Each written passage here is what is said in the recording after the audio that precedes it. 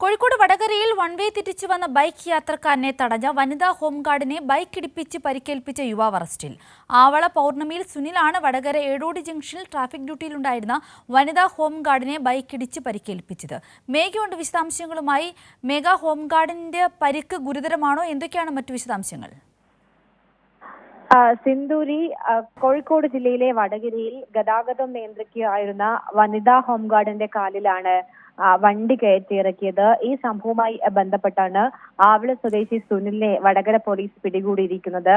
Vadakara traffic യൂണിറ്റിലെ ഹോംഗാർഡിന്റെ നേരെയാണ് ഈ ബൈക്ക് ഇടിപ്പിച്ചിരിക്കുന്നത്. വെള്ളിയാഴ്ച വൈകിട്ട് 6:30 സംഭവം നടന്നത്. എടോടി ജംഗ്ഷനിൽ ഗതാഗതം നിയന്ത്രിക്കുകയായിരുന്നു ഈ ഹോംഗാർഡ്.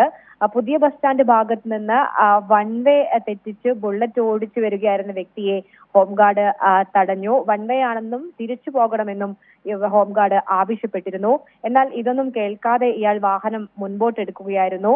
ഇത് ചോദ്യം ചെയ്തതോടെയാണ് ഹോംഗാർഡിന്റെ നെഞ്ചത്ത് കുത്തുകയും വണ്ടി മുന്നോട്ടെടുക്കുകയും ചെയ്തത്. വലതുകാലിലാണ് പരിക്കേറ്റിരിക്കുന്നത്. പരിക്ക് ഗുരുതരം അല്ല. ഇയാൾ അസഭ്യം പറയുകയും ചെയ്തു എന്നതാണ് ഈ ഹോംഗാർഡ് പരാതിപ്പെടുന്നത്. ഏതായാലും നിലവിൽ ഇവരുടെ വലതുകാലിന്.